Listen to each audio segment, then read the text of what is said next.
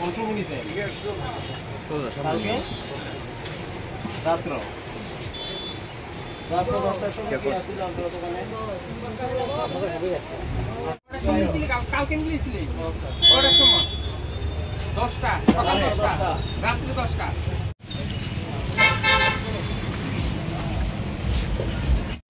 মাসির বাড়ি না কার বাড়ি?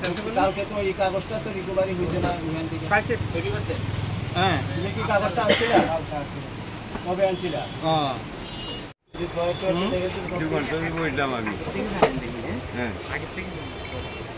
মূলত কি কারণে জয়রাম মেডিকেল হলে আপনারা এসেছেন? অ্যাকচুয়ালি গতকাল রাত 10টার সময় অনুপ দেববর্মা, বাবার নাম লেট রামচরণ দেববর্মা, ওকে পুলিশ ডিটেন করেছিল যে ওর কাছে কিছু নেশা জাতীয় বা বিভিন্ন ধরনের ট্যাবলেট পাওয়া গেছে। তো ওকে ইন্টারোগেশন করার পর ও বলেছে যে এই 4টে স্টিক এটা অ্যালপ্রাজোলাম গ্রুপের ড্রাগ, যেটা অ্যান্টি অ্যাংজাইটি হিসেবে ইউজ করা হয়, বা এটা যদি বা সিচুয়েশানের জন্য যাদের ঘুম হয় না বা অ্যাংজাইটি আছে, একটা প্রেসক্রিপশানের মাধ্যমে এই ওষুধগুলো বিক্রি করতে হয়।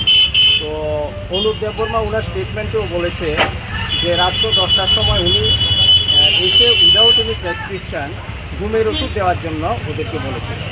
তো ওনারা 4টা স্ট্রিপ, যেটার ওষুধের মূল্য পার স্ট্রিপ 26 টাকা করেছিল, এই ওষুধটা নাকি ওরা 40 রুপিস করে ওরা বিক্রি করেছে এবং ও কোনো ধরনের প্রেসক্রিপশান নিয়ে আসেনি।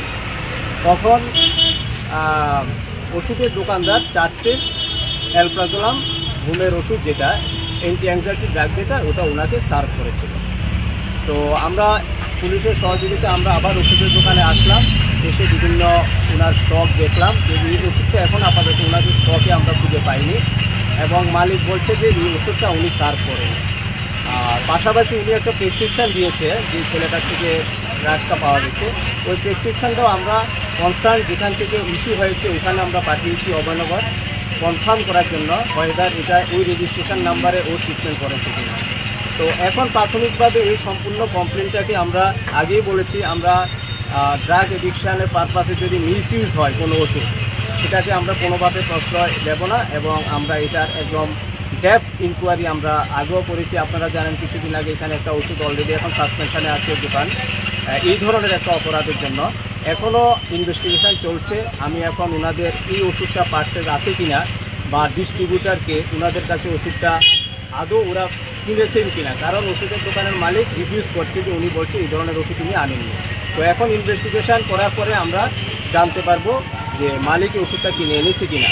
যদি ওষুধটা কিনে এনে এবং প্রেসক্রিপশান ছাড়া উইদাউট ইস্যুইং ক্যাশ মেমো যদি ওষুধটা বিক্রি করে, তাহলে দোকানের বিরুদ্ধে কঠোর ব্যবস্থা নেওয়া হবে। স্যার সিসিটিভি ফুটেজ তো থাকার কথা, সিসিটিভি আছে, সিসিটিভি ফুটেজ চেক করেছেন? হ্যাঁ, আমরা অনুপ দেববর্মাও বলেছিল রাত 10টা অ্যারাউন্ড 10টা নাগাদ সে এসেছিল। তো সেই হিসেবে ওনারা বলছে ওনারা দেননি। তো সেই হিসেবে আমরা যেটাকে কনফার্ম করার জন্য ইন প্রেজেন্স অফ পুলিশ আমরা সিসিটিভি এক্সপার্ট এনে আমরা টোটালি এটাকে আমরা রিভিউ করেছি। কিন্তু দেখা গেল যে 10টার সময় ওদের সিসি ক্যামেরাটা ওরা ক্লোজিং টাইম ওরা বন্ধ করে দিয়েছে এবং অনুপ দেববর্মা যার থেকে ওষুধগুলো পাওয়া গেছে ও বলতে চাইছে যে সে যখন ওষুধটা কিনতে এসেছিল তখন সিসি ক্যামেরাটা বন্ধ করা ছিল। তো আমরা সিসি ক্যামেরাতে এই ধরনের কোনো কিছু আমরা ডিটেক্ট করতে পারিনি। আপনারা জানেন আমাদের অ্যাকচুয়ালি আমরা প্রত্যেকটা ওষুধের দোকানে এই যে নেশা এডিকশানের জন্য যাতে ওষুধের মিসইউজ না হয়, পুরো খোয়াই ডিস্ট্রিক্টে আমরা খুব স্ট্রিক্টলি মনিটরিং করি। সিরিঞ্জের জন্য আমরা অনেক রেস্ট্রিকশান দিয়েছি, 1 ml সিরিঞ্জ যাতে বিক্রি না হয়।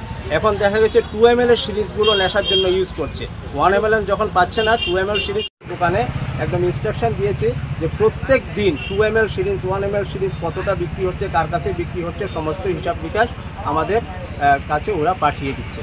তো এবং আমরা সিসিটিভি ক্যামেরা, যেটা আমি বলছি আমাদের অ্যানকর ডিএম স্যারের থেকে আমাদের ইনস্ট্রাকশন যে প্রত্যেক দোকানে সিসি ক্যামেরা থাকতে হবে। তো সেই হিসেবে আমরা 100% সিসি ক্যামেরা খোয়াই ডিস্ট্রিক্টের প্রত্যেকটা দোকানে আমরা ইনস্টল করতে পেরেছি, শুধুমাত্র এটা মনিটরিং করার জন্য এই ধরনের যে ইনস্ট্যান্সগুলো হচ্ছে এগুলো যাতে প্রুভ করা যায় বা কোনো ড্রাগ যারা নেয় ওদের কাছে অবৈধভাবে বিক্রি করা যাতে না হয়। ওভারঅল এভরিথিং মনিটরিং করার জন্য সিসিটিভি ক্যামেরাগুলো আমরা ইনস্টল করেছি। কিন্তু এই পরিস্থিতিতে এখানে ওরা 10টার সময় সিসি ক্যামেরা ওদের বন্ধ করে দিয়েছে। আমরা 10টা অবধি ওদের ডাটা রেকর্ড আমরা দেখেছি। তো এখন আমার ফার্দার অনেকটি ইনভেস্টিগেশন এখানে আছে, ওরা এই ধরনের ওষুধ কতগুলো কিনেছে, কতগুলো বিক্রি করেছে বা কোনো ডিসপুট আছে কিনা, পাশাপাশি ওনারা প্রেসক্রিপশন যে সার্ভ করেছে এটারও অথেন্টিসিটি যাচাই করে উপযুক্ত এটার অ্যাকশন নেওয়া হবে। স্যার সিসিটিভির রুলসটা কি আছে? এটা কি মানে চালু রাখা দরকার, মানে যখন দোকান খোলা থাকে, নাকি এটা 24 আওয়ার্স চালু থাকবে? না না, সিসি ক্যামেরা 100% 24 আওয়ার্স এটা চালু থাকবে, কারণ সিসি ক্যামেরা এটা বন্ধ করার কোনো প্রভিশন নেই। কিন্তু ওনারা রাত্রে যাওয়ার সময় ওরা সিসি ক্যামেরাটা ক্লোজ করে দিয়েছে, এটাও কেন করেছে এটাও আমাদের ইনভেস্টিগেশন পার্টের মধ্যে আসবে। Thank you sir.